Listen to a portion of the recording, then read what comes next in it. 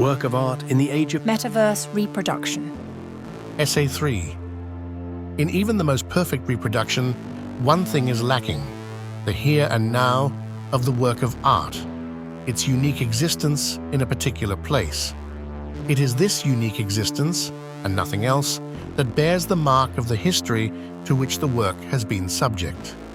This history includes changes to the physical or digital structure of the work over time, together with any changes in ownership. Traces of the former can be detected only by chemical, physical, or pixel analyses, which cannot be performed on a reproduction, while changes of ownership are part of a tradition which can be traced only from the standpoint of the original in its present location, or by virtue of its digital identifier. The here and now of the Perceived original underlies the concept of its authenticity, and on the latter in turn is founded the idea of a tradition which has passed object down as the same identical thing to the present day. The whole sphere of authenticity eludes technological, and of course not only technological, reproduction. But whereas the authentic work retains its full authority in the face of a reproduction made in an amateurish fashion, which it brands a forgery, this is not the case with technological reproduction. The reason is twofold. First, technological reproduction is more independent of the original than is manual reproduction.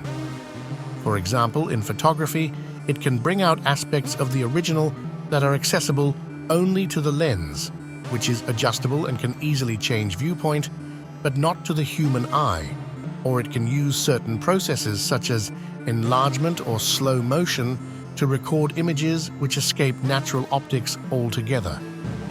This is the first reason. Second, technological reproduction can place the copy of the original in situations which the original itself cannot attain. Above all, it enables the original to meet the recipient halfway, whether in the form of a photograph or in that of any other recorded format. The cathedral leaves its site to be received in the studio of an art lover. The choral work performed in an auditorium or in the open air is enjoyed in AirPods. These changed circumstances may leave the artwork's other properties untouched, but they certainly devalue the here and now of the artwork. And although this can apply not only to art, but, say, to a landscape moving past the spectator in a film, in the work of art this process touches on a highly sensitive core, more vulnerable than that of any natural object. That core is its authenticity. The authenticity of a thing is the quintessence of all that is transmissible in it from its origin on, ranging from its physical duration to the historical testimony relating to it. Since the historical testimony is traditionally founded on the physical duration, the former too is jeopardized by reproduction, in which the physical duration plays no part. And what is really jeopardized when the historical testimony is affected is the authority of the object, the weight it derives from tradition. One might focus these aspects of the artwork in the concept of the aura and go on to say, what withers in the age of the Metaverse Reproduction of the work of art is the latter's aura. This process is symptomatic. Its significance extends far beyond the realm of art. It might be stated as a general formula that the technology of reproduction detaches the reproduced object from the sphere of tradition. By replicating the work many times over, it substitutes a mass existence for a unique existence.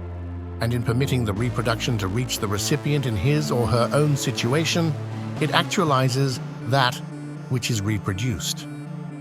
These two processes lead to a massive upheaval in the domain of objects handed down from the past, a shattering of tradition which is the reverse side of the present crisis and renewal of humanity. Both processes are intimately related to the mass movements of our day. Their most powerful agent is digital content, the social significance of digitalization, even and especially in its most positive form, is inconceivable without its destructive cathartic side, the liquidation of the value of tradition in the cultural heritage. This phenomenon is even more apparent. when positioned against the unchecked potential of generative AI. It is assimilating ever more advanced positions in its spread. When Jaron Lanier fervently proclaimed in 2023 that when we use AI to produce film clips and potentially whole movies, there won't necessarily be a screenwriting phase. A movie might be produced that appears to have a script, soundtrack, and so on, but it will have been calculated into existence as a whole. Similarly, no sketch precedes the generation of a painting from an illustration AI. Inviting the reader, no doubt unawares, to witness a comprehensive liquidation.